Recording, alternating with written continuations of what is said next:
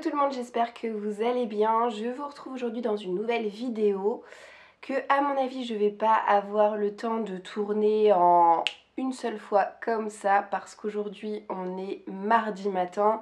Je viens de déposer Marius à l'école, Louise à la crèche, la petite bête dort encore à l'étage et à mon avis Félix ne va pas tarder à se réveiller pour manger, donc je pense que je vais m'interrompre et qu'il va y avoir une grosse coupure entre deux prises. Mais bon, normalement pour vous, ça devrait être assez transparent.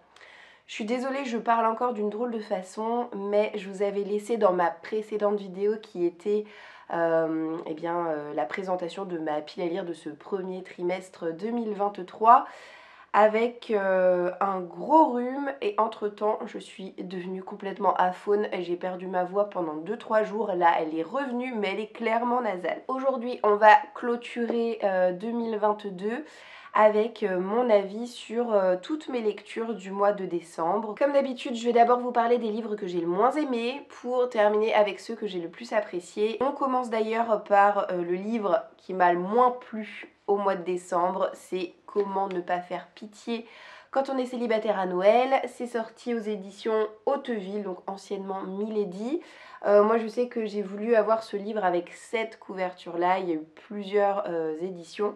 Mais vraiment, je trouve cette illustration absolument magnifique, un beau rouge bien brillant, bien glossy, avec cette boule de Noël en surbrillance avec des paillettes, c'est de toute beauté.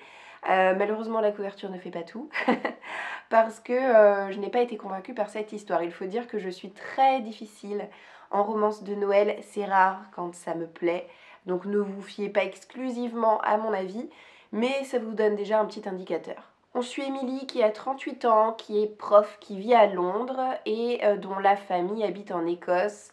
Sa famille, c'est une bande de joyeux excentriques et elle a fait tout son possible pour mettre beaucoup de kilomètres entre eux et elle. Mais elle se fait quand même un devoir d'aller les visiter à chaque Noël pour profiter ensemble des fêtes. Et cette année, elle était censée présenter son petit ami à sa famille qui lui met toujours la pression. T'as 38 ans, t'es toujours célibataire, pas marié. Et là, pour une fois, une espèce de... sous forme de revanche un petit peu, elle se dit, bah voilà, je vais enfin pouvoir leur présenter quelqu'un. Sauf que, par un concours de circonstances, elle ne va plus être en couple pour Noël. Mais elle va avoir trop honte d'avouer à sa famille qu'elle a mis un terme à sa relation. Elle va donc demander à son voisin d'endosser le rôle de son petit ami. Voilà pour ce qui est du résumé de cette histoire. J'ai mis à ce livre la note de 2 sur 5. Ça a été franchement très mitigé mon avis. Pourquoi une note aussi faible ? Tout simplement parce que j'ai trouvé que cette histoire ne brillait pas par son originalité, c'est-à-dire que le concept de je veux présenter mon petit ami à ma famille, mais en fait je présente quelqu'un d'autre que mon petit ami, quelqu'un qui endosse son rôle, ben c'est du vu et du re-revu. Autre chose que j'ai aussi retrouvé dans d'autres lectures, c'est que le voisin d'Émilie partage la cloison de sa chambre avec Émilie. Il y a leurs deux têtes de lit qui sont finalement plus ou moins collées, il n'y a qu'un mur qui les sépare. Et le voisin d'Émilie est très actif sexuellement parlant.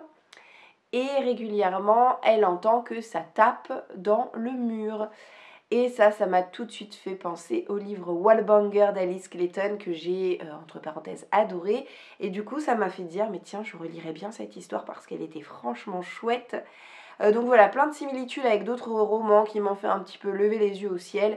Autre chose qui m'a passablement agacée, c'est cette apologie de l'alcool qu'a l'air de faire l'auteur. C'est-à-dire que la famille d'Émilie est une famille de bons vivants, ils aiment faire la fête, mais visiblement pour eux faire la fête passe par le fait d'ingurgiter des boissons alcoolisées. Et bon, je n'ai rien contre le fait de consommer de temps à autre de l'alcool, mais là vraiment, quand je vous parle d'apologie de l'alcool, c'est que eh bien elle se bourrait la tronche absolument à chaque page et ça en devenait assez désespérant. Machin est allé se servir un verre, Trucmuche est allé vérifier s'il y avait encore du punch, Truc bidule a proposé une tournée générale à tout le monde. Stop, au bout d'un moment, c'était un petit peu lourdingue sur les bords. Mais bon, il y a quand même eu des petits points positifs, c'est-à-dire que l'ambiance de Noël était là, on avait les décorations, on avait les festivités, on avait la neige, enfin vraiment l'ambiance, je n'avais absolument rien à y redire. Tout était organisé au mieux pour qu'on se sente dans un roman de Noël et ça c'était vraiment chouette. Et au-delà de l'aspect alcoolisé de la chose, j'ai quand même beaucoup apprécié les membres de la famille d'Émilie parce que en effet ils sont très excentriques, ils sont très originaux, c'est pas monsieur et madame tout le monde et ils m'ont semblé vraiment tous très rigolos à découvrir. Alors ensuite je peux vous montrer le premier tome du livre Les Sœurs Mitford en quête. Ce premier tome c'est L'assassin du train, c'est écrit par Jessica Fellows. Et c'est sorti au livre de poche, c'est le premier tome d'une série de tomes compagnons. J'ai mis à ce livre la note de 2,5 sur 5, donc j'ai été passablement là aussi déçue par ma lecture alors que j'en attendais beaucoup. Déjà il y a une petite erreur de ma part, donc ça je ne peux pas imputer au roman, c'est comme ça, c'est tout. Je pensais qu'il s'agissait d'un cozy mystery et en fait pas du tout. Il y avait du mystery mais il n'y avait pas de cozy. On est clairement dans un policier historique et j'aime bien les policiers historiques mais plus les policiers historiques du 19e siècle. Enfin, pas qui ont été écrits au 19e siècle mais qui s'ancrent dans le 19e siècle comme par exemple les Anne Granger que j'adore. Là, on n'est pas au 19e, on est au début du 20e siècle avec la famille Mitford. Alors, en dépit des points négatifs que je vais vous citer, il y a quelque chose quand même qu'on ne peut pas retirer à cet ouvrage et que j'ai beaucoup apprécié, c'est le parti pris de l'auteur qui est de faire intervenir dans ses romans des personnages qui ont réellement existé, c'est-à-dire que la famille Mitford a réellement existé. Les sœurs Mitford qui sont au nombre de 5 ou 6 je crois. 1, 2, 3, 4, 5, 6. Il y a eu 6 sœurs et un frère, un garçon, dans la fratrie. Ils sont tous nés au début du XXe siècle et ils ont tous eu des destins un petit peu atypiques. Et l'auteur va inventer une partie de leur jeunesse pour les mettre chacun en scène à travers des petites enquêtes. Et alors la deuxième originalité de ce roman, c'est que l'enquête, le point de départ, a réellement existé aussi. C'est un fait divers qui n'a jamais été élucidé et l'auteur propose ici sa propre interprétation des choses avec sa propre explication et j'ai trouvé ça mais super original comme parti pris, enfin vraiment j'ai adoré l'idée de faire intervenir des personnages qui ont vraiment existé avec un fait qui a vraiment existé, qui n'a pas été élucidé, vraiment c'était top. Donc dans ce premier tome, on suit la sœur aînée des sœurs Mitford qui s'appelle Nancy je crois, voilà. Et là on commence déjà avec un point négatif, c'est-à-dire que Nancy est un personnage qui m'a insupporté. Déjà je pensais qu'elle allait être plus présente que ça, mais en réalité non, et ça m'a plutôt arrangé parce que Nancy est très capricieuse, très enfant gâtée. Elle m'a fait lever les yeux au ciel à chacune de ses interventions, on va dire, et c'est pas peu dire, voilà. Donc Nancy c'est la sœur aînée et j'ai mon petit pépère qui est en train de se réveiller je crois. Dans cette histoire, on va suivre Louisa et Nancy. Nancy qui est la sœur aînée des Mitford. Et Louisa, eh bien, elle va être embauchée pour s'occuper des enfants. Et ça va être elle l'enquêtrice, ça va être elle le fil rouge qu'on va retrouver d'un tome à un autre à travers des enquêtes avec chacun des enfants Mitford. Et alors là, en fait, on va revenir sur un fait divers qui s'est déroulé en 1919. C'est qu'une infirmière qui s'appelle Florence Nightingale a été retrouvée assassinée à bord d'un train et on n'a jamais su dire pourquoi. Et donc Louisa et Nancy vont enquêter ensemble. Alors un autre point négatif au-delà du personnage de Nancy qui m'a pas du tout plu, c'est que ça a été un récit très long à se mettre en place. C'est un récit très bavard, très narratif, on est beaucoup dans la description, peu dans l'action finalement. Et j'ai trouvé qu'il y avait beaucoup de longueur dans cette histoire. J'ai aussi trouvé qu'il y avait beaucoup de va-et-vient, c'est-à-dire qu'on fait 2 pas en avant et puis un pas en arrière à chaque fois. Donc finalement, l'enquête, elle a vraiment pas avancé assez vite à mon goût et je me suis beaucoup ennuyée dans cette lecture. J'ai trouvé que c'était voilà, un petit peu longuet tout ça. mais j'ai quand même apprécié la résolution de l'enquête ainsi que le personnage de Nancy qui est une jeune femme qui, en dépit de son passé pas très facile, de sa situation familiale compliquée, eh bien elle a vraiment su tirer son épingle du jeu, elle est volontaire, elle sait s'affirmer, elle est vraiment pugnace et courageuse dans ce qu'elle entreprend. Elle ne manque pas de réflexion et voilà, ça a vraiment été un personnage qui a su me satisfaire, mais malheureusement, ça n'a pas suffi pour que j'ai un bon avis général de ce roman. Je pensais faire la collection de tous les tomes, comme quoi j'ai bien fait de ne pas m'acheter directement le tome 2 parce que je vais m'arrêter à ce premier tome. Je me sens pas suffisamment intéressée et investie pour avoir envie de découvrir la suite. Que mon cœur. À tes souhaits, à tes souhaits.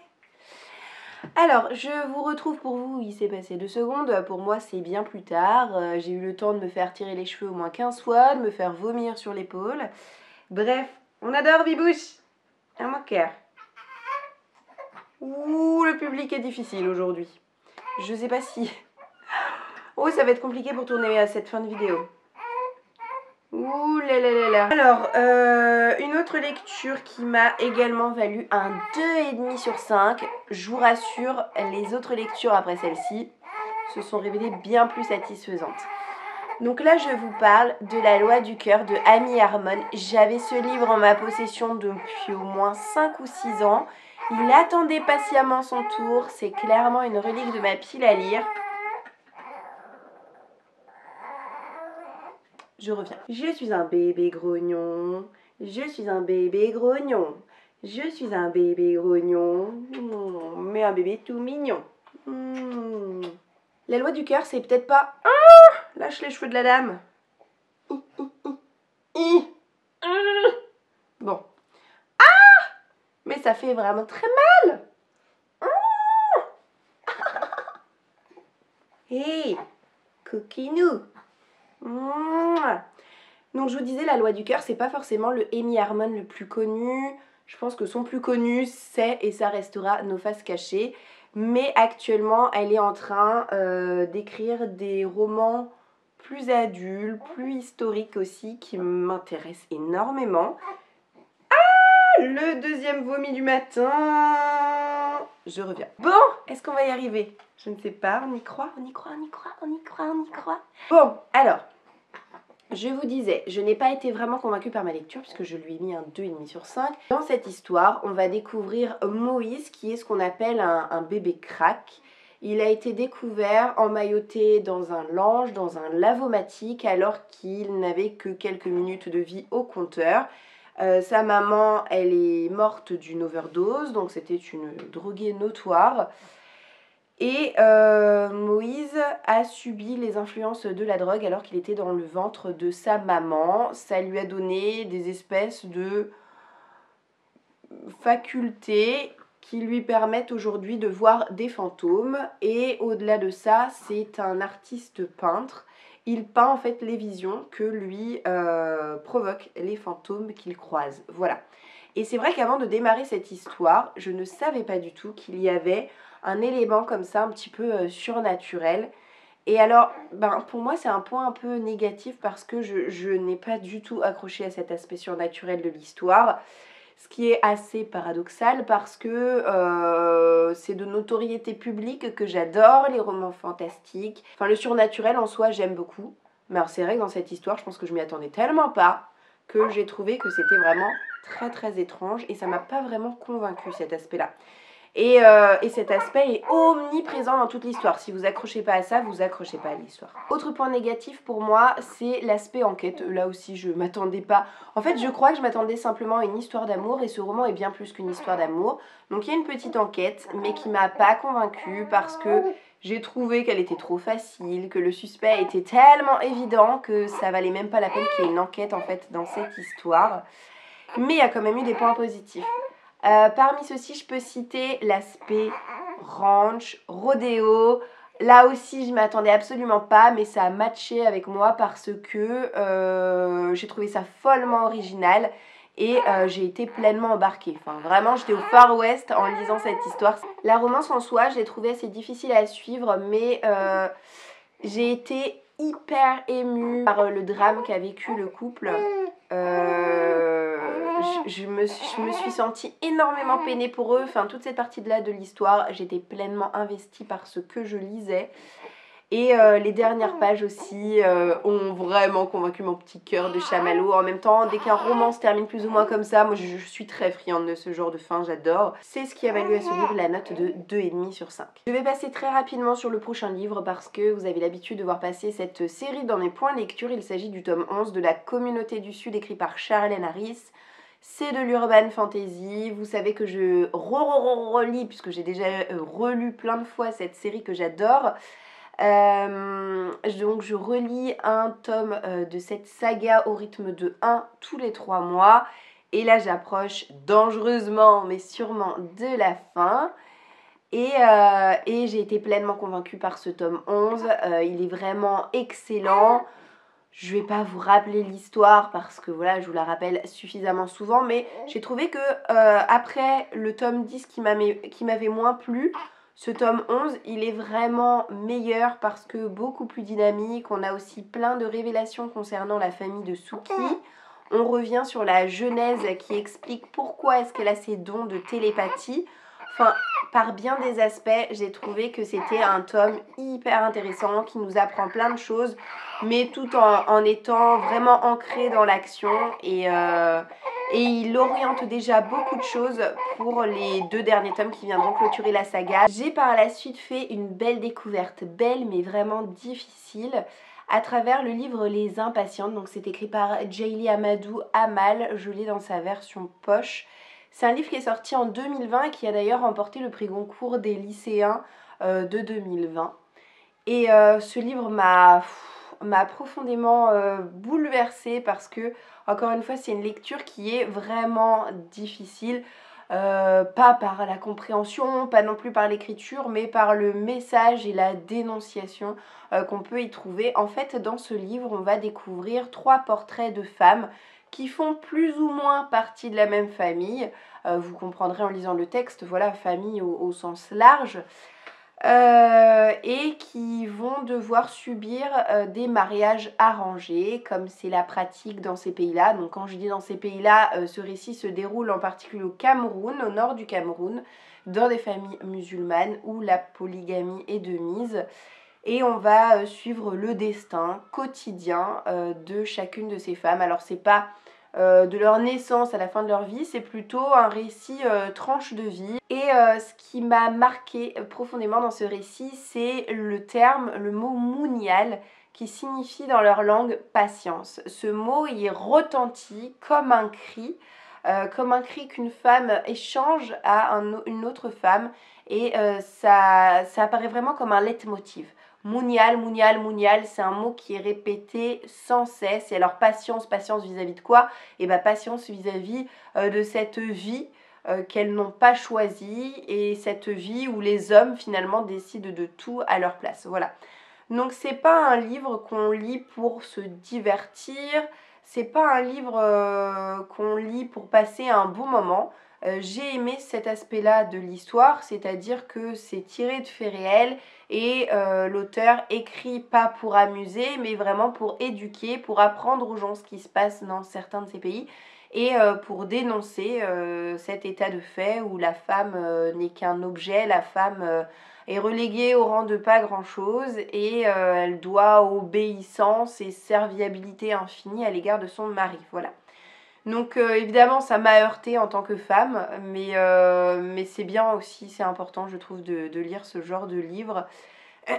Alors c'est sûr qu'il n'y a pas un rythme effréné, il ne se passe pas une foultitude de choses, mais c'est quand même un récit important, qui est bien écrit, c'est fluide, c'est tout à fait compréhensible, et surtout c'est hyper choquant. Voilà, c'est hyper choquant, c'est difficile pour moi de vous donner des points positifs et des points négatifs, parce que finalement c'est un livre qui ressemble peu aux autres livres que j'ai l'habitude de lire, mais qui est tellement plus important que les autres en fait. Pendant tout le dernier trimestre, j'ai lu à raison d'une dizaine de pages par jour le tome 3 de la saga Outlander de Diana Gabaldon. Alors j'ai lu et relu les tomes 1 et 2.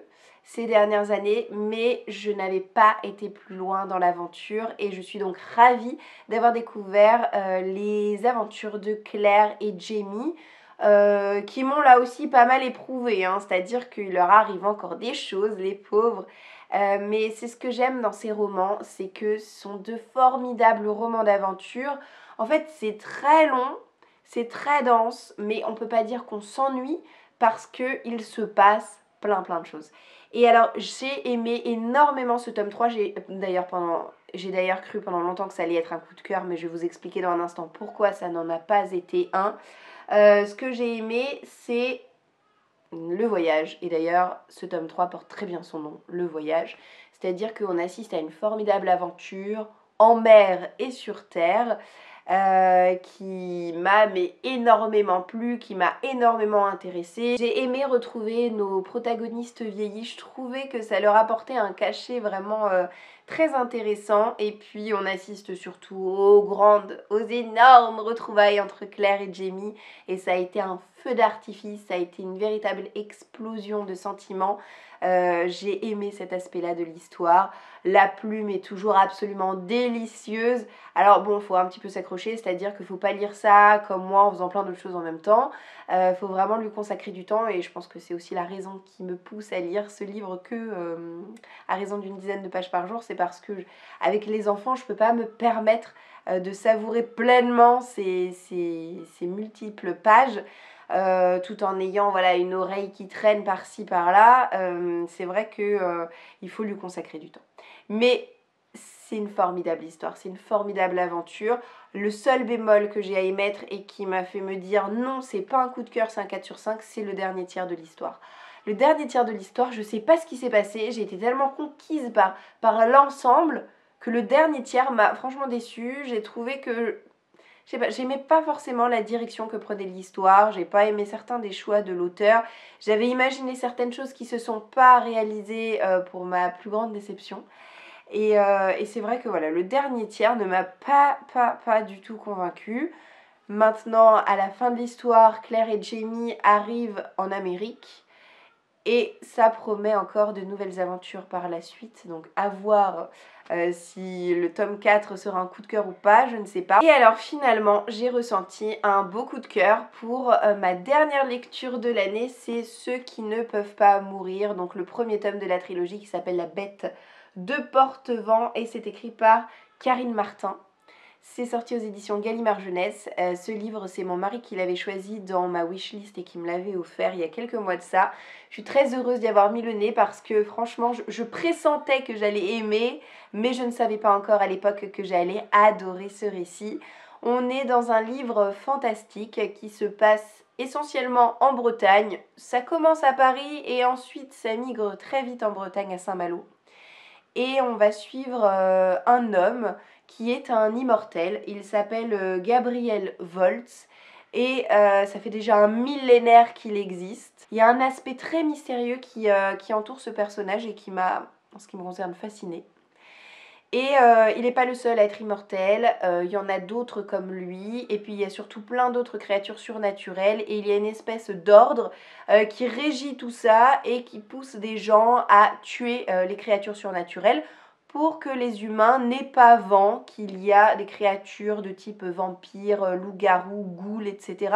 qui rôdent parmi eux. Voilà, donc le secret doit être bien gardé, et pour ça, eh ben, il faut limiter la propagation des êtres surnaturels. On est en 1887, donc on est au 19e. Moi, c'est une période historique, une ambiance qui me parle, que j'aime beaucoup. Et on va donc suivre Gabriel à travers une enquête qui va le conduire en Bretagne, qui va le conduire à traquer une bête qui sème terreur, désolation et surtout mort sur son passage, puisqu'il y a déjà eu 4 ou 5 morts et il faut bien entendu y mettre un terme. Donc Gabriel va enquêter, puisqu'il s'agit d'une créature surnaturelle qui reprend forme humaine et qu'il est plus facile de trouver le coupable lorsqu'il est humain que lorsqu'il est extrêmement dangereux sous sa forme de bête. Il ne va pas être tout seul puisqu'il est accompagné par une jeune orpheline qui s'appelle Rose, qui est une adolescente qui a perdu ses parents récemment, et Gabriel l'a sauvée de la créature qui a tué ses parents.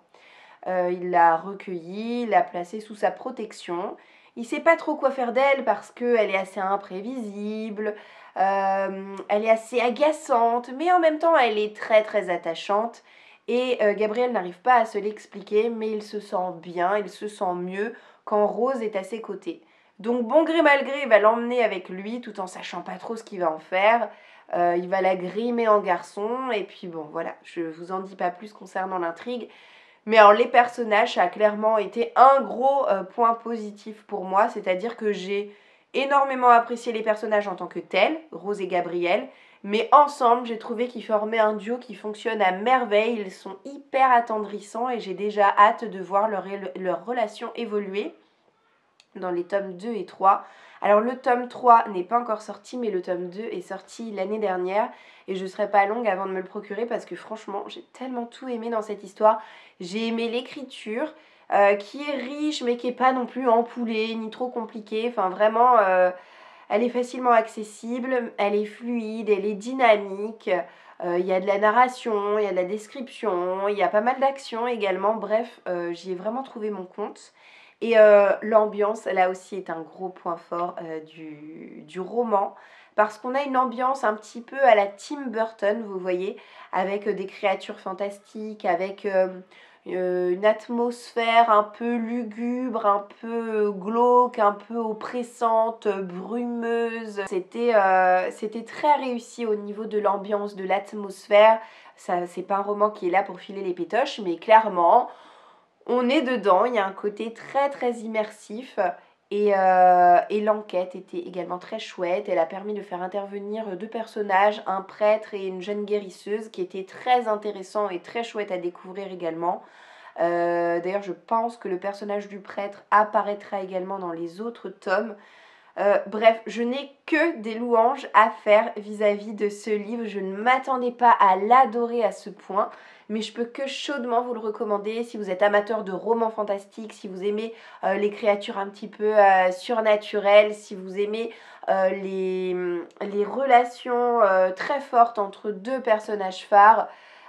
Si vous aimez les petites enquêtes, eh bien ce roman, vraiment, il vous convaincra.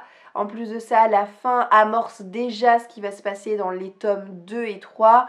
On sent que c'est un tome introductif, mais c'est pas non plus une longue introduction. On sent que même s'il se passe plein de choses dans ce premier tome, et il y a tout un contexte qui va nous être encore plus dévoilé par la suite et j'ai vraiment hâte de découvrir tout ça. Bref, carton plein pour ceux qui ne peuvent pas mourir. Et puis en plus de ça, la couverture est absolument magnifique, ce qui ne gâche rien. Et c'est donc avec ce roman que se termine cette vidéo. J'espère en tout cas vous avoir apporté quelques idées de lecture, vous avoir donné envie de sortir certains de ces livres de vos piles à lire, qui sait. Je vous souhaite en tout cas de passer une très belle journée et je vous dis d'ores et déjà à bientôt dans une prochaine vidéo. Ciao ciao!